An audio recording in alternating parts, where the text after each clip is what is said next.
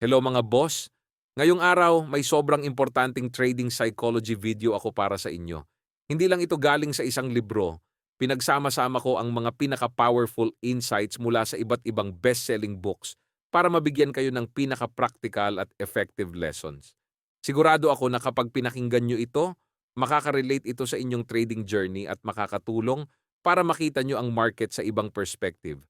Ngayon, dumiretso na tayo sa ating topic, trading psychology insights na pwedeng maging game changer.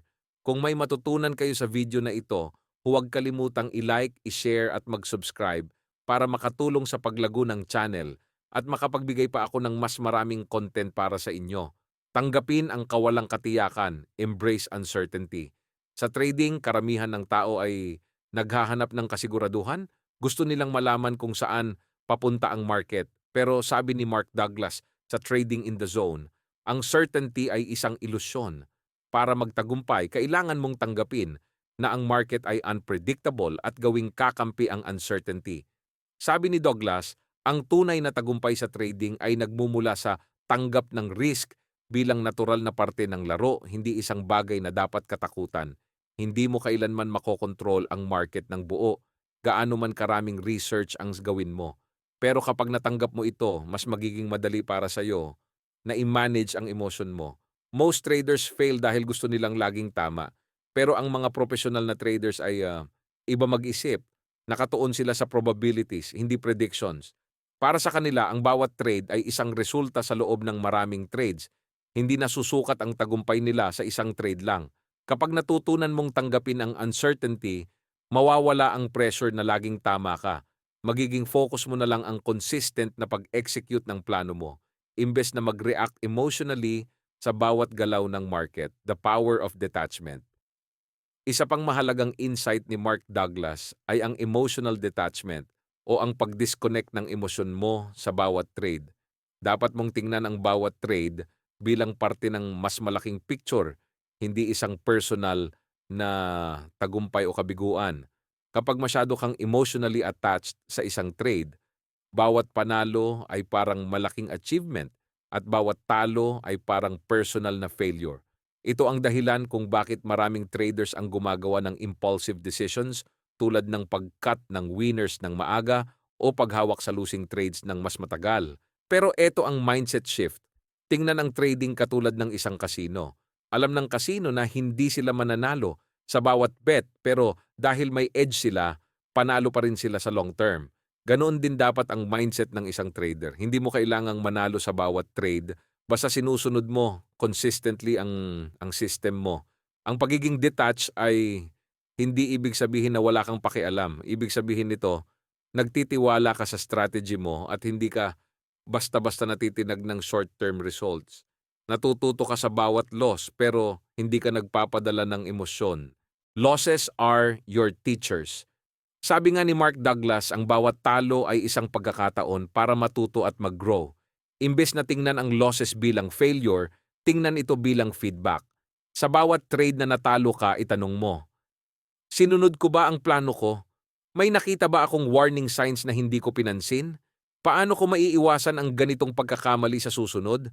Kapag natutunan mong mag-reflect at mag-adjust, unti-unting gaganda ang decision making mo. Tandaan, kahit ang pinakamahusay na traders ay natatalo rin. Pero ang kaibahan nila ay marunong silang matuto mula sa kanilang mga pagkakamali. Imbes na tingnan ang losses bilang mga pagkabigo, itinuturo ni Mark Douglas na dapat natin silang tingnan bilang mahalagang feedback. Ang pagbabagong ito sa pananaw ay napakahalaga para mapaunlad ang self-awareness at matigil ang mga nakakasirang gawi. Karamihan sa mga traders ay nagre-react sa losses gamit ang galit o takot. Minsan sinisisi nila ang market, minsan naman ang kanilang sarili. Pero ito ang mahalagang bagay. Kung ituturing mo ang losses bilang mga aral, makakakuha ka ng mga insight na makakatulong sa pagpapabuti ng iyong mga desisyon sa hinaharap. Ayon kay Douglas, bawat losing trade ay may itinuturo. Maaaring ito ay flaw sa iyong strategy, kakulangan sa disiplina, o isang emotional trigger na kailangang ayusin. Ang susi ay ang pag-review ng iyong losses gamit ang objective na pag-iisip. Tanungin mo ang sarili mo, Sinunod ko ba ang plano ko? Ang trade ba na ito ay base sa logic o emosyon? Ano ang natutunan ko mula rito? Kapag regular mong sinusuri ang iyong losses, mapapansin mo ang mga behavioral patterns na pumipigil sa iyong pag-unlad, tulad ng revenge trading, hesitation o overconfidence. Kapag na-identify mo ang mga ito, pwede mo nang simulan ang pagtatrabaho para ayusin sila. Tandaan, ang losses ay hindi personal failures. Parte sila ng laro. Ang mahalaga ay kung paano ka magre-react. Ang mga successful traders ay hindi nagdudwell sa kanilang losses. Sa halip, kinukuha nila ang mga aral, ina-adjust ang kanilang approach, at tuloy-tuloy na nagpapatuloy. Kapag natutunan mong tingnan ang losses bilang mga guro, mas magiging matibay at disiplinado kang trader. Ang bawat setback ay nagpapatalas ng iyong kakayahan, nagpapalakas ng iyong mindset, at inilalapit ka sa pangmatagalang tagumpay. Ito ang traps na madalas mahulog ang mga traders. Kapag gumagalaw ang market, natatakot silang maiwanan, FOMO. Pero ayon sa mga interview ni Schwager, alam ng mga successful traders na hindi bawat pagkakataon ay worth it i-risk ang kanilang capital. Paul Tudor Jones ay kilala sa pagsasabing, "Naniniwala ako sa malalaking pagkakataon at sa pagiging mabait. Ang mindset na ito ay nagpoprotekta sa kanila mula sa overtrading na isang karaniwang pagkakamali na dala ng kawalan ng pasensya at boredom. Kapag lagi kang naghahabol ng trades, inilalagay mo ang sarili mo sa mataas na risk at emosyonal na desisyon. Pero kapag matiyaga kang naghintay, mas handa kang mag-react ng may kumpiyansa at klaro kapag tumugma ang market sa iyong strategy. Minsan, ang pinakamatalinong galaw ay ang hindi gumawa ng anuman. Ayon sa mga traders ni Schwager, ang market ay laging may mga oportunidad. Kailangan mo lang ng disiplina para maghintay. Ang mindset na ito ay hindi pagiging passive, kundi pagiging strategic. Kapag master mo ang pasensya, mapoprotektahan mo ang iyong capital, mapapanatili mo ang mental clarity, magiging mas focus at deliberate ka sa bawat trade. Tandaan, ang pinakamahusay na oportunidad ay dumadating sa mga marunong maghintay. Ego is the enemy. Sa The Psychology of Money, itinuro ni Morgan Housel ang isang mahalagang aral. Ang ego at overconfidence ay mapanganib sa paggawa ng financial decisions. Bagamat ang kanyang focus ay hindi lang trading, ang konseptong ito ay sobrang relevant na sa trading world. Ang mga desisyong dala ng ego ay madalas nauuwi sa reckless mistakes, overtrading, at malaking financial losses. Ano ang problema? Kapag ang ego mo ang nag-take over, nagiging goal mo ang patunayan na tama ka imbes na gumawa ng matalino at calculated decisions. Dahil dito, hindi mo pinapansin ang mga warning signs, hawak mo pa rin ang losing trades sa pag-asang babaliktad ang market, gumagawa ka ng oversized trades para lang patunayan ang sarili mo.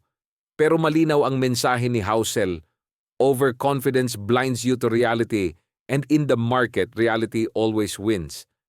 Alam ng mga successful traders na ang kababaang loob, humility, ay isang superpower. Hindi nila hinahayaang lumobo ang kanilang ego sa tuwing nananalo sila, at hindi rin nila hinahayaang gumuho ang kumpiyansa nila sa tuwing natatalo. Bakit? Dahil tinatanggap nila na ang market ay mas malaki at mas unpredictable kaysa sa kanila.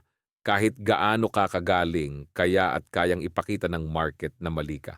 Ayon kay Housel, ang financial success ay hindi tungkol sa pagiging pinakamatalinong tao sa room, kundi sa mahusay na pag-manage ng iyong behavior. Kapag nag-trade ka ng may kababaang loob, mas nagiging flexible at open-minded ka. Mas mabilis mong tinatanggap ang mga pagkakamali at nag-a-adjust. Mas inuuna mo ang pag-preserve ng iyong kapital kaysa sa pagpapakita ng galing. Ang mga traders na driven ng ego ay laging naghahabol ng validation. Pero ang mga matatalinong traders ay inuuna ang pananatili sa laro.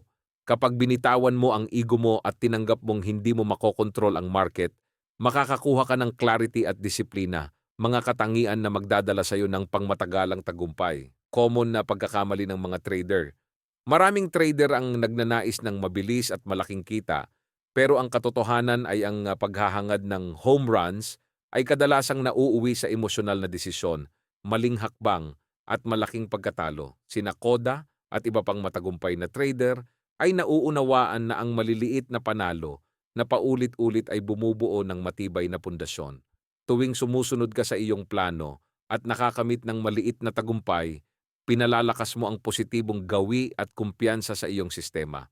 Hindi galing sa swerte ang kumpiyansa sa trading, ito ay nagmumula sa kaalaman na gumagana ang iyong proseso. Ang pagtutok sa maliit at kontroladong trades ay tumutulong sa iyong manatiling kalmado at iwasan ang emosyonal na roller coaster. Ang tamang pag-iisip sa trading ayon kay Jack Schwager, ang trading ay isang marathon, hindi isang sprint. Hindi kailangang glamorous ang maliliit na panalo, pero ito ang nagbibigay ng katatagan at kumpiyansa para makayanan mo ang mga pagsubok sa market. Ang pasensya at konsistensya ay laging nananalo laban sa pabigla-biglang ambisyon. Pagiging master ng proseso sa aklat na Trading in the Zone, binigyang diin ni Mark Douglas na ang matagumpay na trader ay nakatuon sa proseso, hindi sa resulta. Ang tamang mindset ay ang pagsunod ng tama sa iyong sistema ng trading. Ang kita ay susunod na lang sa paglipas ng panahon. Maraming trader ang nahuhulog sa bitag ng outcome-based thinking. Iniisip nila kung mananalo o matatalo ang isang trade na nagdudulot ng takot, pag-aalinlangan at pabigla-biglang desisyon. Ngunit ang bawat trade ay bahagi lamang ng mas malaking larawan. Kung ang iyong sistema ay may positibong expectancy, mas maraming panalo kaysa talo sa paglipas ng panahon, hindi mo kailangang mag-alala sa bawat kalalabasan. Ang mahalaga ay kung sinunod mo ang iyong plano, pinangalagaan ang iyong kapital, at umiwas sa emosyonal na desisyon. Ilusyon ng kontrol. Sa Fooled by Randomness ni Nassim Nicholas Taleb, ipinaliwanag niya na karamihan sa mga trader ay labis na nag-o-overestimate ng kanilang kakayahang kontrolin o hulaan ang market. Madalas na iniisip ng mga trader na ang tagumpay nila ay dahil sa kanilang katalinuhan, pero madalas ito ay dahil lang sa swerte o mga di inaasahang pangyayari. Hindi mo makokontrol ang galaw ng market, pero makokontrol mo kung paano ka magre-react. Ayon kay Taleb, ang overconfidence ay nagiging dahilan ng mas malaking risk-taking, mas matagal na paghawak sa mga talo, at pagbabaliwala sa mga babala. Solusyon? Mag-focus sa mga bagay na kaya mong kontrolin, tulad ng entry, exit, at risk management. Sumunod sa iyong plano kaysa mag-react sa bawat galaw ng market, mag-manage ng risk ng agresibo, laging maging handa sa mga di inaasahang pangyayari.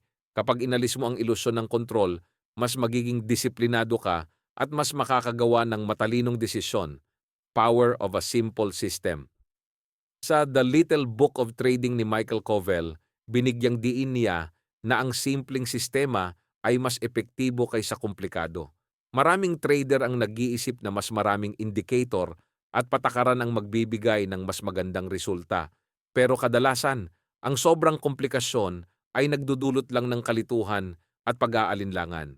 Ang mga matagumpay na trader ay gumagamit ng malinaw at madaling sundan na proseso. Halimbawa, mag-cut ng losses agad, hayaan tumakbo ang mga panalo, gumamit ng basic na technical signals. Ang simpleng sistema ay nagbibigay ng kalinawan at kumpiyansa. Hindi mo kailangang hulaan ang bawat galaw ng market. Sapat na ang magkaroon ng disiplinadong diskarte. Pagre-rewire ng utak para sa Risk sa Your Money and Your Brain ni Jason Zweig, sinabi niya na ang utak ng tao ay likas na may problema pagdating sa risk management. Karaniwan, takot tayong mag-risk o kaya naman ay nagiging sobra-sobra ang risk-taking para sa dopamine rush.